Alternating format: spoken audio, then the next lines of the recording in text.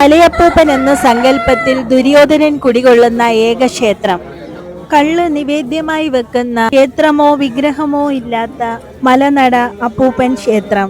പോരുവഴി പെരുവിരുത്തി മലനട ദുര്യോധന ക്ഷേത്രം ദക്ഷിണേന്ത്യയിലെ തന്നെ ഏക ദുര്യോധന ക്ഷേത്രമാണിത്. ജർമ്മൻ നരവംശ ശാസ്ത്രജ്ഞനായ എഡ്ഗർ തസ്റ്റൺ എഴുതിയ caste and tribes of southern India എന്ന ബുക്കിൽ ഈ മലനട ക്ഷേത്രത്തെപ്പറ്റി പ്രതിപാദിച്ചിരിക്കുന്നു. ഇവിടെ വിഗ്രഹമോ ശ്രീകോവിലോ മേൽക്കൂരയോ ഇല്ല. പ്രത്യേക നക്ഷത്രമോ സമയമോ ഒന്നും ഇവിടെ ആചരിക്കുന്നതല്ല. പാണ്ഡവരെ അന്വേഷിച്ച് അലയുന്നതിനിടയിൽ ക്ഷീണിതനായ ദുര്യോധനന് ദാഹജലം നൽകിയ ഒരു കുറവ സ്ത്രീയോടുള്ള ആദരസൂചകമായാണ് ഈ ക്ഷേത്രം നിർമ്മിക്കപ്പെട്ടതെന്ന് വിശ്വസിക്കപ്പെടുന്നു. തെക്കൻ കേരളത്തിലെ 1000-ലധികം മലനടകളിൽ പ്രഥമ സ്ഥാനമാണ് പെരുവിരുത്തി മലനടയ്ക്ക്.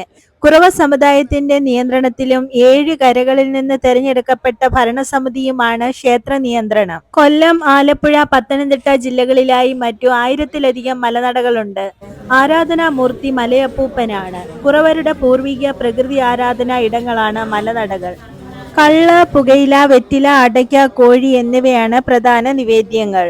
തെക്കൻ കേരളത്തിൽ മാത്രമായി കുറവരുടേതായി മാത്രം കാണപ്പെടുന്ന 1000-ലധികം ആരാധനാ ഇടങ്ങളിൽ പകുതിയിലധികവും അറിയപ്പെടുന്നത് മലനടകൾ എന്ന പേരിലാണ്. ക്ഷേത്രത്തിന്റെ ഐതിഹ്യം മഹാഭാരത കഥയുമായി ബന്ധപ്പെട്ടതാണ്.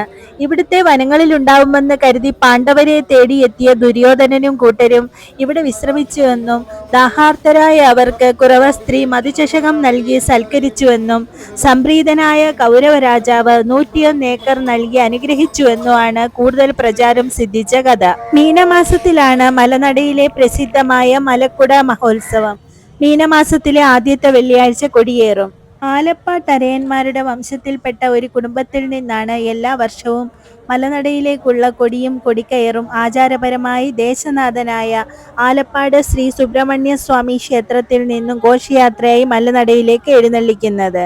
ഉത്സവ നാളിലെ കെട്ടുകാഴ്ചകളിൽ പ്രധാനം കാളയും എടുപ്പുകുതിരയുമാണ്. എടുപ്പ് കുതിരകളെ കാണാനും അവ തോളിലെടുത്ത് കുന്നിൻ മുകളിലൂടെ വലം വയ്ക്കുന്നത് കാണാനും ധാരാളം ആൾക്കാരെത്താറുണ്ട്. ഓലക്കുട ചൂടി ഒറ്റക്കാലിൽ ഉറഞ്ഞുതുള്ളി എത്തുന്ന ക്ഷേത്രത്തിലെ പൂജാരി താഴേക്ക് ഇറങ്ങിച്ചെന്ന് കെട്ടുകാഴ്ചകളെ അനുഗ്രഹിക്കും.